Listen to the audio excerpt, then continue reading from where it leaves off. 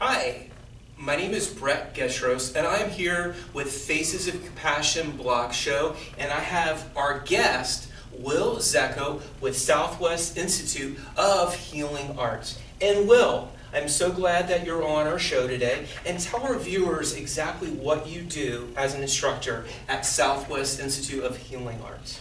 Sure. First of all, I want to say thank you for having me. It's an honor to be here with you on this journey. So that's really huge because we started together a long time ago. To see you at this place is really, really huge. My job at the Southwest Institute of Healing Arts is multifaceted, and it would probably be easier to tell you what I don't do than what it is that I do.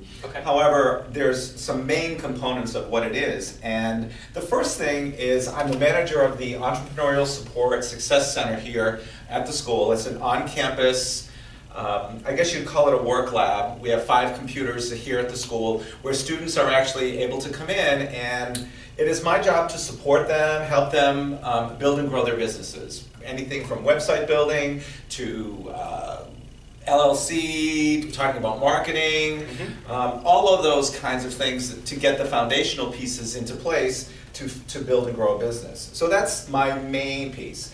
Not only here on campus, but also our online students as well. So we support everybody all across the United States and in the world. We have now become big enough where we are now offering online opportunities to people all over the world. So that's been another big step for us here at the Southwest Institute of Healing Arts. In addition to that, I'm on the teaching staff for our yoga teacher training program through the Spirit of Yoga. And we train the trainers. We teach people how to be yoga teachers. So I'm on the staff there. And then I also teach some little satellite classes for different programs. I teach business of yoga, personal development, and business for our aesthetics program. And there's some other things that are in the works. So my job here at the school is multifaceted. Excellent. And out of everything that you do, and I know yoga is one of your passions that you like, what would you say that really makes the difference when you're doing yoga, that Spirit of Yoga?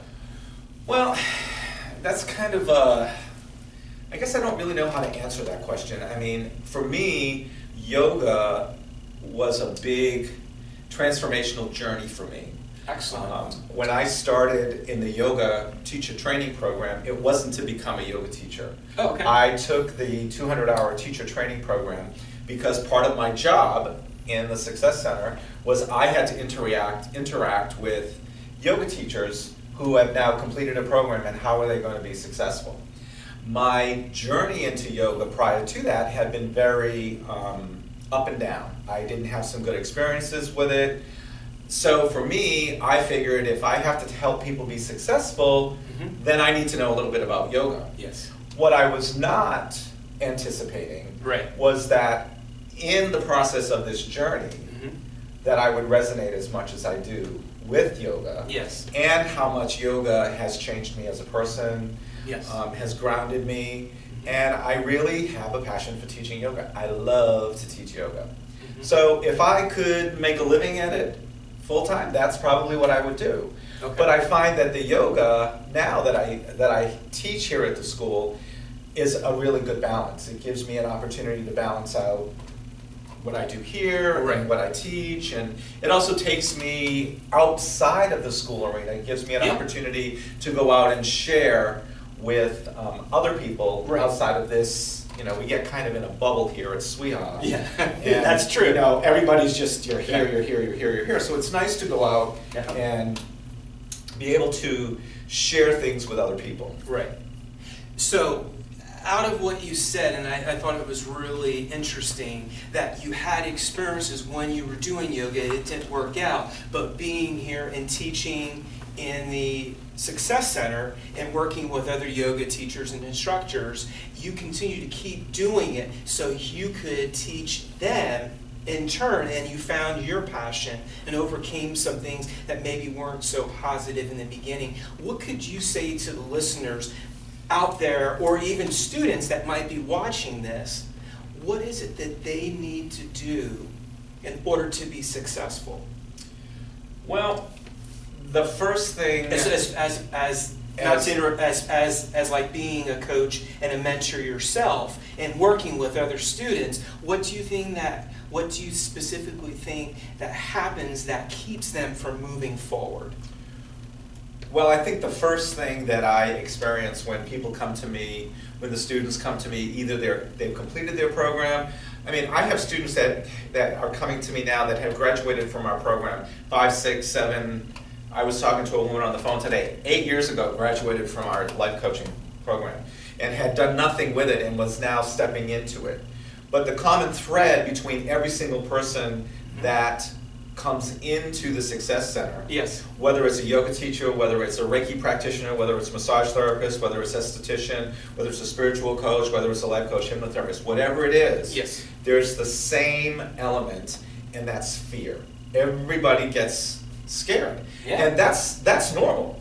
That's normal. I've been in business for myself in some way, shape, or form for 40 years. I've owned businesses, I've managed other people's businesses, and I'm in the process right now of manifesting another business, a brand new business, and I have to tell you, I'm in that place of fear as well. Yeah. So it really, it helps me to be able to go in and mentor people and the students to be able to say, you know what, I feel you, I feel your pain. And I've had, people to come back to me and say, well, how would you know? Because I'm walking in your shoes. I've walked in your shoes. I've started businesses from nothing. So the first thing is getting people past the fear. Yes. The second piece is making people understand that you have to do the work. You don't just say, I want a business, and it manifests itself. Yes. You put the intention out there that you want whatever kind of business that it is, but then it's your responsibility. Mm-hmm. You are to be held accountable that it's your business. Right. And just because you spoke it doesn't mean that you'll wake up the next morning and it'll drop in like a download. Oh, you better believe that one. You know that. So I know from personal experience. You have to do the work. You have to do the work every single day. And you have to love the work that you're doing. So if you're trying to manifest a business just to make money, and that's okay. I mean, there needs to be that means to an end. We need to have money to survive. I totally get that. But if you're going to work at something, wouldn't you want to work at something that you have a passion for? Mm-hmm. Wouldn't you want to be really dialed in as opposed to just showing up every single day and going to a job? Mm-hmm. So the other piece is working with the students and the graduates to help them find what is it that you're passionate about. Let's look at life coaching for an example. Yes. Okay, there's life coaching all over the place out there. But if you're going to life coach, what are you going to life coach around? What is it that resonates with you? What can you connect with? What can I connect with to you on a level so that you and I can become clients and we enter into this relationship of being together and working on either my problem or your problem. Right. So that's a major piece, is the fear and then the commitment of doing the work that people need to do.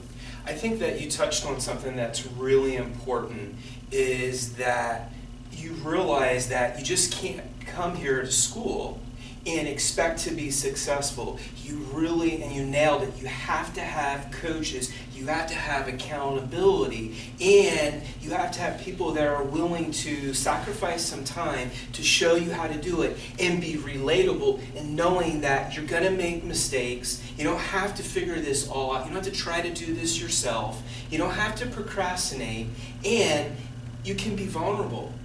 And I think a lot of us are really afraid to let people see who we are. And if we make mistakes, oh my God, are they going to laugh at us? If we don't do it right, or we don't do it this way, or, there's 1,000 things that'll keep us from taking that first step. And for me personally, I could have had 1,000 reasons. And I know I came to you several months ago, and I was quite afraid, quite scared. I mean, it was drilled into me about that I was going to fail. I grew up in a military family. My dad was in the military. He constantly scared all of us. into believing we couldn't do anything. So when I finally came here in my 40s, I'm like, you gotta be kidding me. This is gonna be like going to a university where they're just gonna be pounding and you're gonna be treated like a number. And I have to tell you, that's not my experience. And I've been committed. I've found people in the community that have done the work and they've held me accountable. They saw the passion, but they still pushed me to get what I needed to where I'm at. You can go ahead and add some. Well, I think one of the important pieces here is that if you look at any successful person, most successful person didn't nail it the first time out of the gate. They made mistakes. No. Most millionaires have lost millions and got it back, and lost millions and got it back, and lost millions and got it back before they became the top of their game. Yes. So going into any type of business or whatever, we have to realize that we are going to make mistakes, and if we get bogged down in the mistakes, then that's where you're going to stay. But if you can look at the process, if you look at the mistake and you say, okay, so what lesson did I learn from that? And maybe the lesson is as simple as, I'll never make that decision again. But if you have people that you can go to talk something out, to get the support that you need. My very, very first business that I owned over 20 years ago was a business that I started with a $10,000 personal loan that my dad co-signed for me. It was successful in its own way, but it also failed miserably. And the reason why it failed miserably was because I tried to do it all by myself. Yes. I had a few people in place that I thought was doing what I thought that they were supposed to be doing. I put my head in the sand and then said, just tell me how much money I have to make each day to make it happen. It worked for a little while, but in the end, I look back at it now, and if I had just had somebody else that was behind me that kept saying, go ahead, you can do this, you can do this, let's think about this. But I didn't have that support team. So it failed. Right. Now I look at that experience, and while initially I thought I failed, but if that business or what happened with that business hadn't happened, I wouldn't be sitting here right now. Yeah, there was exactly. a reason why that happened. And it was all part of my evolution. Right. It was all part of who I have become, who I've transitioned into. And I'm not only talking about being a business person and being successful at what I do. Yes. I'm talking about me as a human being, me as a person, where I have sort of up-leveled myself to being the type of person that I am now. Very different than who I was 20 years ago. Excellent. So if you could let the audience know, students, people that are going to be seeing this video, what could you leave them with? Because I think the message really comes down is that you're not alone, that you don't have to start a business. If you're a student here at Southwest Institute of Healing Arts, what would you be able to leave with them? How could they get a hold of you? Well, you can always reach me here at the Southwest Institute of Healing Arts. I'm at the 1100 building. My direct telephone number is 480-393-1421, and my email address is willz@sweehow.edu. So that's how you can get a hold of me to reach out to me. But I think the most important piece, and this comes from not only being successful as a business person, but this comes from being successful in anything that you do in your life. And the first thing is you have got to believe in you.